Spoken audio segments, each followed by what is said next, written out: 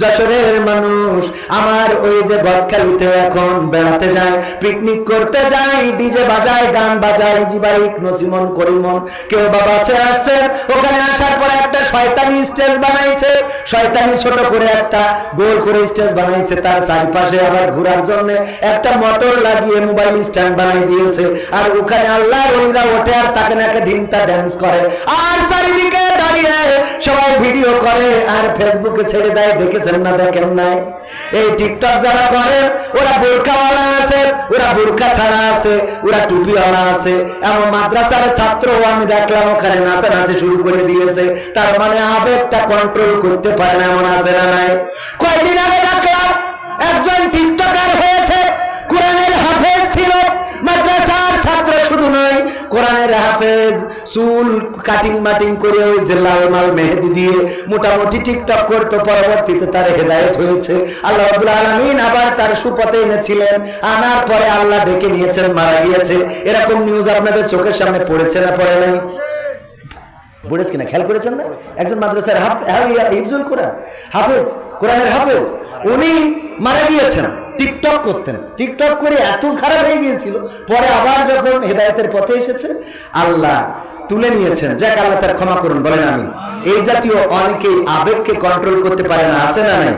সমাজ যদি আপনার কোন এক জায়গায় ঘা হয়, এই ঘায়ের চিকিৎসা যদি সঠিকভাবে করতে না পারেন, শরীরে ছড়ানোর ভয় আছে না নাই? শরীরে ছড়ানোর ভয় আছে কিনা? তেমনি ভাবে যে সমাজে অশ্লীলতা চলে, অন্যায় চলে, অনাচার চলে, পাপাচার চলে, কদাচার চলে, প্রেম চলে, প্রীতি চলে, জেনা চলে, ব্যভিচার চলে, ধর্ষণ চলে, এটা যদি আপনি প্রতিকার করতে ব্যর্থ হন, তাহলে এই পথে যারা নাই তারাও একদিন এটার দ্বারা আক্রান্ত হওয়ার সম্ভাবনা আছে না নাই? অবশ্যই আছে। সুতরাং অন্যায় যেখানে, প্রতিবাদ প্রতিরোধ সেখানে করার দরকার আছে না?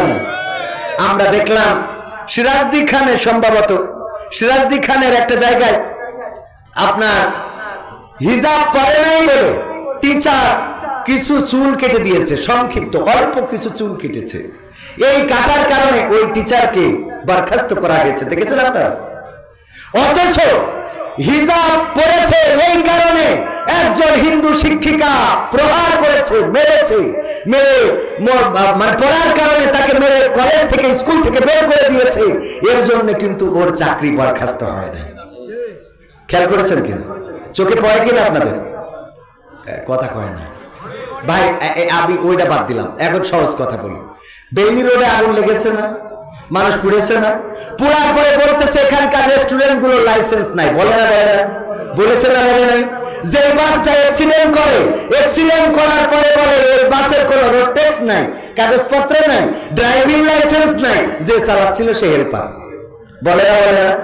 যে ফেরিটা ডুবে যায় অথবা বিধ্বস্ত, খারাপ হয়, ক্র্যাশ খায়, বলে ওই ফেরির লাইসেন্স ছিল না, 30 বছর আগে এটা রিজেক্ট হয়ে গেছে, যখন ক্ষতিগ্রস্ত হয় তখন, বলে না? বলে না? যে বিল্ডিংটা ধসে পড়ে, ধসে পড়ার পরে বলে এই বিল্ডিংটা আজ থেকে 50 বছর আগে এক্সপায়ার হয়ে গেছে, বলে না? বলে না? তাহলে এক্সপায়ার হয়ে যাওয়ার পরে 30 বছর, 50 বছর, 40 বছর কিভাবে চলে? তাহলে আমাদের দেশে যাদের এই কাজগুলো করার জন্য সরকার বেতন দিচ্ছে, তারা কি করতেছে? কথা কয় না। কি করতেছে? এবার বুঝাই। 18 বছরের আগে যদি কোনো বাড়িতে বিয়ে হয় আর যদি কেউ ফোন দেয়, তাইলে সেই বাড়ি এসে তার পিতামাতাকে সহ, বর সহ অ্যারেস্ট করার আল্লাহ বলে আছে না নাই? কিন্তু গদখালিতে যখন অশ্লীলতা হয়, ওই জায়গায় আমার ভাইয়েরা সুন্দর করে দাঁড়িয়ে থাকে, বলার মতো কেউ নাই। সত্য না মিথ্যা? কথা কেন বুঝতে পারছি আপনাদের? তার মানে অন্যায়ের সাপোর্টে অসংখ্য পথ খোলা রয়েছে, ন্যায়ের পক্ষে কথা বলার মতো মানুষ নেই। বলেন ঠিক না? ঠিক। আরো কিভাবে করে দেখেন আমাদের সমাজগুলোতে, আপনার 18 বছরের আগে বিয়ে করলে অ্যারেস্ট করতেছে, প্রেম করার জন্য অ্যারেস্ট তো নাই, বরং মিডিয়া দিয়ে, টিভি দিয়ে, টেলিভিশন দিয়ে, সিনেমা দিয়ে এত সুন্দর করে প্রেমকে প্রমোট করা হচ্ছে। গরিবের ছেলে ধনীর মেয়ে, এই দেখায় না? দেখায় না? যত যাই হোক ওর সাথে প্রেমে সাকসেস করাই দিতে হবে। অথচ ওই পরিচালকের মেয়ে যদি কোনো গরিবের সাথে প্রেম করে, কই বলিস কি আমার মেয়ে হয়ে ওর সাথে কি সর্বনাশ, বলে না? বলে না? এই অবস্থা আমাদের সমাজে চলছে। আমরা নিজেরা নিজেদের জন্য যেটা ভালো মনে করি না, ওইটা আমার অপরের ঘাড়ে চাপিয়ে দিচ্ছি। ও আমার ভাইরা, আল্লাহ নবীর কাছে এসে একজন বললেন আমি মুসলমান হতে পারি। ও আমার বিশ্বনবী, আমার একটা অনুমতি দিতে হবে। সেই অনুমতি হলো আমি জেনা করতে চাই, আমার জেনার অনুমতি দিতে হবে। আল্লাহ রাসূল বললেন আমার কাছে আসো। আল্লাহ রাসূল বললেন না, কত বড় বিয়াদব, থাপড়ায় দাঁত খুলে দেবে বলেছেন নাকি? না, বলেন নাই। সুন্দর করে ডেকে বললেন, ও আমার ভাই, তুমি কি এটা মনে করো না যার সাথে জেনা করবা, আমি যদি তোমাকে প্রশ্ন করি তোমার মা যদি এই একই কাজ অন্য তোমার বাবার বাইরে অন্য কারোর সাথে করতে চায়, তোমার ভালো লাগবে না? কি বললো আল্লাহর রাসূল, আল্লাহর কসম করে বলি মোটেও ভালো লাগবে না। তোমার বোন যদি জেনা করতে চায়, না আমি রাজি না। তোমার স্ত্রী যদি জেনা করতে চায়, না আমি রাজি না। তোমার কন্যা যদি জেনা করতে চায়, না আমি রাজি না। আল্লাহর রাসূল বললেন, তুমি যার সাথে জেনা করবা সে তো কারো না কারো মা, কারো না কারো বোন, কারো না কারো বউ, কারো না কারো কন্যা। এবার চিন্তা করে দেখো তার সাথে জেনা করা তোমার জন্য উচিত হবে কিনা? ওই ব্যক্তিটি বললেন, আল্লাহ রাসূল আর ওয়াজের দরকার নাই, আমার এই একটা ওয়াজই যথেষ্ট, আমি বুঝতে পেরেছি জীবনে যত ভুল করেছি আল্লাহ যেন ক্ষমা করে দেন। ওগো রাসূল, আল্লাহর কসম করে বলি আর কোনোদিন এমন গুনাহের কাজে আমি আর জড়াবো না। বলেন আল্লাহু আকবার। আমার ভাইরা, আজকে যে সব মেয়েরা প্রেম করে অথবা ছেলেরা প্রেম করে অথবা মেয়ের মারা যে মেয়েদেরকে প্রেমে কোনো বাধা দেয় না, ছেলের বাবারা মেয়ের বাবারা বাধা দেয় না, একবার কি চিন্তা করেন না ওরা তো গুনাহের কাজ করছে, ওরা অন্যায় করছে, অপরাধ করছে, এই কাজগুলো থামানোর দরকার আছে না নাই? এই কাজগুলো যদি থামাতে হয় আমাকে আপনাকে সচেতন হতে হবে। আমি আপনি সচেতন না হওয়ার অর্থই হলো আজকের সমাজটা খারাপের দিকে যাচ্ছে। ডিজে বাজানো ছাড়া বিয়ে হয় না এমন আছে না নাই? ডিজে বাজিয়ে বিয়ে দেয়।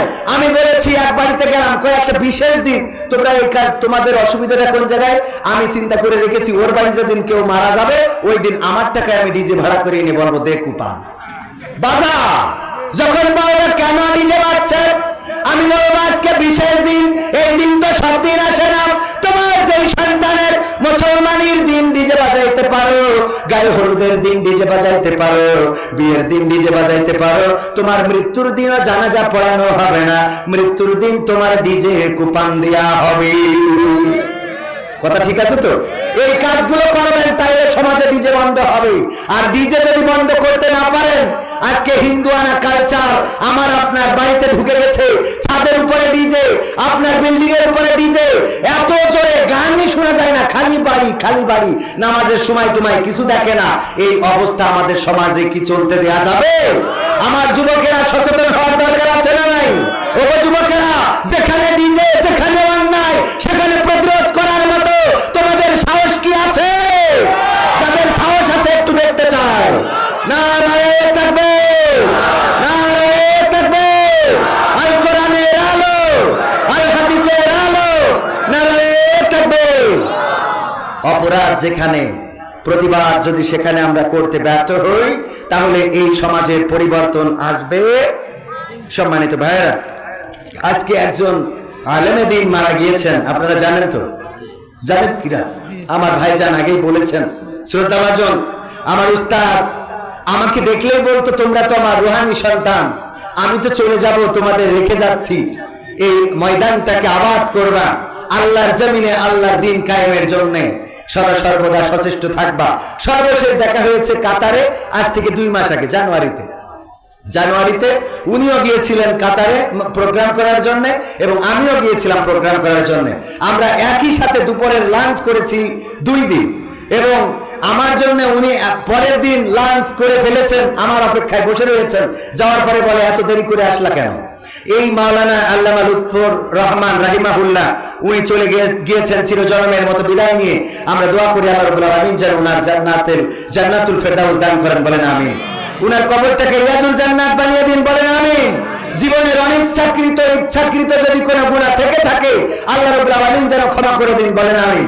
ও আমার ভাইরা, এভাবেই তো কত মানুষ চলে যায়, কোরআনের পাখি চলে গেল চিরজনমের মতো বিদায় নিয়ে, অন্ধকার কবরে পাড়ি জমালো, গোটা বাংলাদেশে কত গান গেয়েছি আমি, কোরআনের বাপ পাখির মুক্তি চেয়ে গান শোনাতাম, বাইরে যেতাম, বিদেশের বাইরে গেলেই মানুষেরা জিজ্ঞাসা করতো কবে আবার কোরআনের পাখি ফিরে আসবে, কবে আবার তার মুখে গান শোনা যাবে। সান্ত্বনা দিতাম আজ হোক কাল হোক আবার কোরআনের পাখি মুক্ত বাতাসে ঘুরে বেড়াবে। কিন্তু দুঃখজনক হলেও সত্য, এখন বিদেশে গেলে আক্ষেপ করে বলে হুজুর অনেকদিন ধরে আশা পুষে রেখেছিলাম, কোন একদিন কোরআনের পাখি বের হবে, আবার কোরআনের ময়দানে কথা বলবে, কিন্তু সেই কোরআনের পাখির কণ্ঠে তো আওয়াজ শুনবো না। আমি সান্ত্বনা দিয়ে বলি আমার হাজারি ভাই যেমন বলেছিলেন আমরা কোরআনের পাখির কণ্ঠে আবার জান্নাতে বসে ওয়াজ শুনতে চাই, বলেন ঠিক না বেঠিক? আল্লাহ রাব্বুল আলামিন যেন আমাদের সেই ঈমান আমল গঠন করার তৌফিক দান করে দেন, বলেন আমিন। সোনার পাখিরা একে একে উড়ে যায়, ভেঙে ভেঙে হৃদয়ের সকল বাঁধন, নেকড়ের উল্লাসে কাঁপে জনপদ, বঞ্চিত জনতার হৃদয় কাঁদনা। সোনার পাখিরা একে একে উড়ে যায়, ভেঙে ভেঙে হৃদয়ের সকল বাঁধন।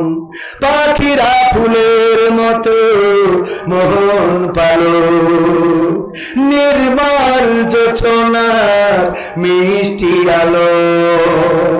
পাখিরা ফুলের মতো মোহন পালক, নির্মল জোছনার মিষ্টি আলো। হৃদয়ে নিল ওরা পুণ্যের ধনা, সোনার পাখিরা একে একে উড়ে যায়, ভেঙে ভেঙে হৃদয়ের সকল বাঁধন। পাখিরা উড়ে যায় আলোকিত জোছনার দেশে, পাখাগুলো জরিদার আলোময় চলে ওরা ভেসে।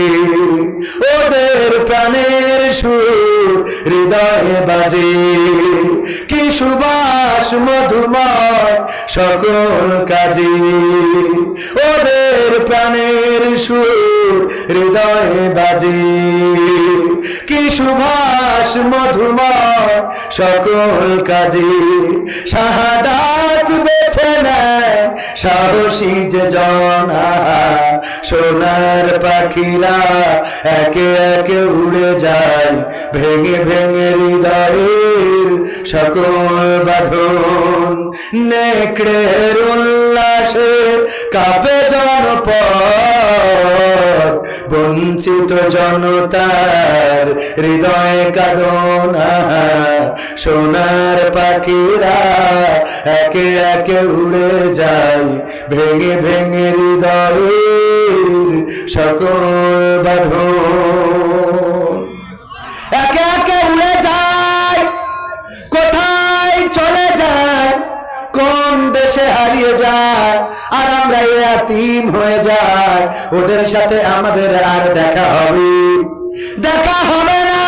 আল্লাহ রাব্বুল আলামিন যদি ক্ষমা করেন আর জান্নাতে যদি দেখা করার ব্যবস্থা করে দেন, এটাই আমাদের বড় পাওয়া হবে। ওগো আমার ভাইরা, একদিন আমরাও চলে যাব। যেই মানুষটা আজকে চলে গেল, আমি যার জন্য আপনাদের সামনে কথা বলছি, একদিন আমিও চলে যাব। আমাকে নিয়ে অনেক আলেম ওলামা কথা বলবে না? আপনিও চলে যাবেন। অনেকে এখানে আছেন, কার জানাজা কবে হবে আমি জানবো না, আবার আমার জানাজা কবে হবে আপনারা জানবেন না। হঠাৎ শুনবেন কবির বিন সামাদ নাই, এরকম শোনা যাবে না? আমরা কে কবে চলে যাব কেউ জানি না, কার যাওয়াটা কবে হবে আমরা কেউ জানি না। সুতরাং যাওয়ার জন্য প্রস্তুত